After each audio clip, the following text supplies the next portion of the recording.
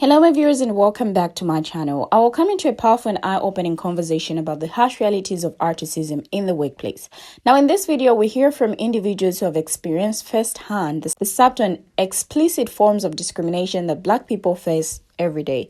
From the bank teller who assumes a Black client's check is fake, to the co-workers who label an introverted Black woman as artisist for not being friendly enough, we will explore the ways in which artisanship can show up in even the most mundane interactions. With candor and courage, our speakers will share their stories of aversive artisanship, modern artisanship, and microaggressions, and challenge palm-colored people to confront their biases that they may not even realize they hold. Now, this conversation is not just about calling out artisanship, but also creating a more inclusive and equitable workplace where everyone can thrive. Check out these videos. I'll be right back. When a Black client leaves my office, I know there's a pretty damn good chance that their bank is going to think that it's a fake check as opposed to if a white person leaves. The other day, I got on the phone with them and they said, we need to check and see if this check is real. And I said, I want you to step back into an office or a room if you can, because I like to discuss this with you. And they go, okay. Now they think the check's fake, right? There must be something here. He wants me to step in the office and speak to him privately. And I said, so you remember that you called me a couple weeks ago? And she goes, yes. And I said, what color was that person from a few weeks ago? Do you remember? And she says, I don't know. And I said, what color is the person standing in front of you right now? And she goes, I don't know. And this is my local bank, the local branch I go to. And I said, do you know how many people have come in between those two people? All haven't been the color of the people standing in front of you? And you haven't checked once whether their checks are valid? It's frustrating. Black employees in U.S. companies face both explicit and subtle racism in the workplace. Racism can show up in many different ways, even if it's not explicit. There are subtle forms of racism that people of color also experience in the workplace. Here are a few examples. Number one is aversive racism, or when people avoid those of different races or change their behavior around them. Number two is modern racism, or the belief that because people of color can now compete in the marketplace, they no longer face discrimination. And three is microaggressions, or a comment or action that subtly and sometimes unintentionally expresses prejudice toward a member of a marginalized group. When you witness racism in your workplace, what are you doing to stop it? I gotta tell y'all what happened to me at work today, but before I tell y'all, I have a question. What is it about an introverted Black woman in the workplace that disturbs y'all so much? And when I say y'all, I mean some of y'all white people. Now I said some, not all, so if it don't apply, let it fly. And if you feel like being slick, go and leave a comment because I have time today. I understand that Black women, we have a stereotype and a narrative about ourselves in the workplace that we're very loud, we gossip, we like to be in people's business. I get that, but that does not pertain to everybody and it doesn't pertain to me. I learned my lesson a long time ago. I don't fraternize with people that I work with, so there's never a time or a place that you're going to hear me say, hey, let's hang out, let's be friends, let's exchange numbers. I don't care about your grandkids, your kids, what you got going this weekend, what you throwing on that grill. That's not my business, and I have no plans on sharing my life with you. I'm just going to be honest. It's hello, goodbye, good afternoon. I'm probably not even going to ask you how you're doing because that's not my business. But anyway, my manager approached me today. She said, Jamise, can I talk to you for a minute? Yeah, what's up? Well, some of your coworkers seem to think that you're a racist because you're not friendly to them at work and you don't talk to them at work. My only response was okay, because I don't give a the first thing y'all gonna do, y'all gonna use that white privilege. Y'all use y'all white privilege the minute that y'all had a chance to, because I don't want to be y'all friend. Black women can't win for losing. Even when we quiet, we still bothering y'all. And y'all wonder why we don't deal with y'all in the workplace? It's the way you act. It's the way you act. Leave us the hell alone. Go to work, do your job, go home. All right? Don't worry about why nobody want to be friend, Becky. We don't have anything in common. And even if we did, I don't trust y'all. And that's exactly why. Go on, get up out my face. I'm sick of y'all. We can't win. Black women cannot win. I don't even know what to say. All right, let's talk about racism in the workplace. Oh yeah, get your popcorn for this one. Racism comes in many forms in the workplace. The ones that bother me the most are the subliminal ones. Look out for when people say, we're a family company, or our team is like a family, and then everybody on that team looks the same or maybe the same sex. So my wife is Hispanic, and she dealt with this in a job interview. She was well positioned for this middle management role, and the recruiter vouched for her very strong because she knew she would be a great fit for the company. But when she went to her final interview, which was a board interview, there were 3 women who interviewed her, which happened to be white. She said the interview went great, but you could tell they was looking for a certain type of manager. And each of them were white, middle-aged women. And this isn't to say that they were racist, but it is to say that that workplace environment was favorable for a certain demographic to be in particular roles. Think about it like this. You can look at your organization right now and see who's at the very top, who's in middle management, who's in lower tier management, and who are non-management workers. And then you can begin to look at the different departments at each tier and look at the people groups who are in these tiers. And you will begin to pick up on a pattern and a system that doesn't look kind of right. See, these are the systematic things you have to look out for so you can know how long you need to be at a company.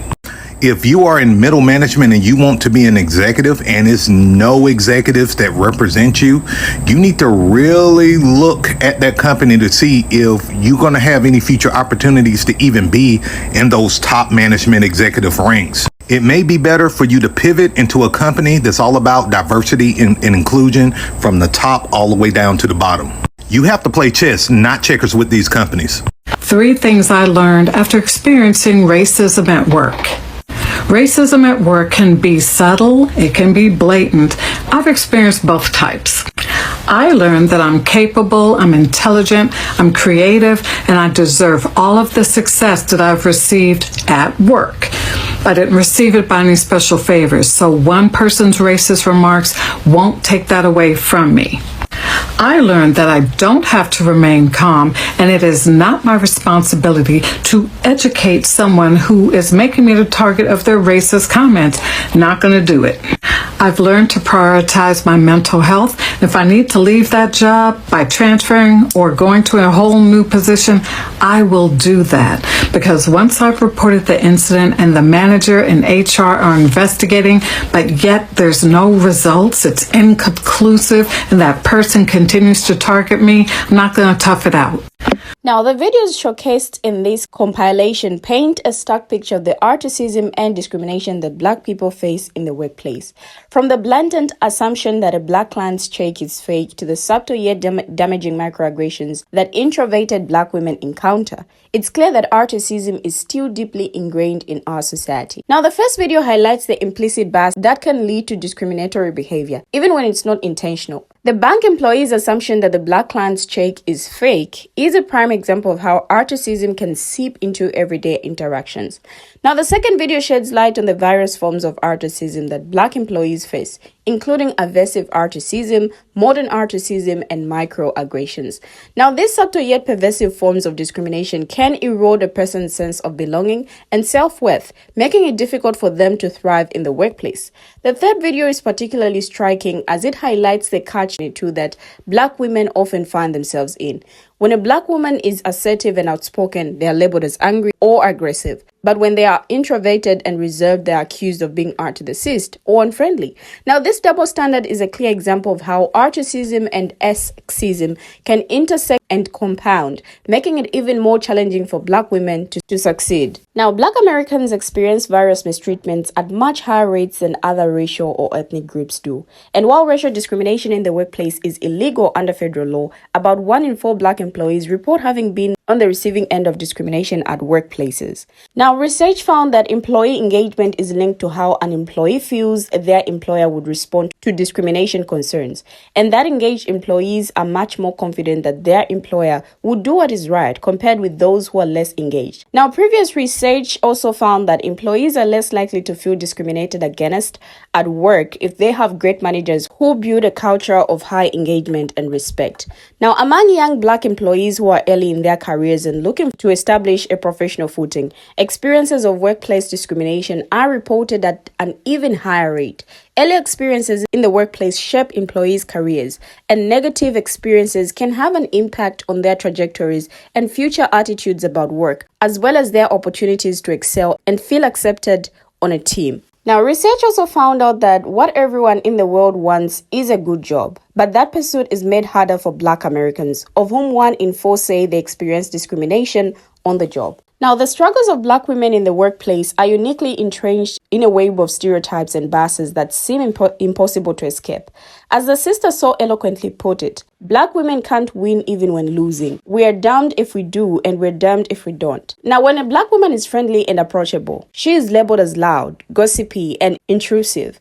But when a black woman is reserved and professional, she is accused of being out of the season and friendly. It's a catch-22 that leaves us with no clear path to success. Now, the narrative surrounding black women is already skewed, with assumptions and stereotypes that precede us. We are expected to be subservient yet strong, quiet yet outspoken, and submissive yet assertive. It's a contradictory and impossible standard that sets us up for failure. The reality is, no matter how we present ourselves, we'll always be judged through the lens of articism and esquism. Our actions will be scrutinized, our intentions will be questioned, and our character will be attacked. It's exhausting and it's unfair. Black women deserve better. We deserve to be seen, heard, and valued without the weight of stereotypes and biases holding us back. Black people deserve to win without being told we are losing. We have finally come to the end of the video, but what do my viewers have to say? Share your thoughts as well in the comment section. Thank you for watching and see you in my next video.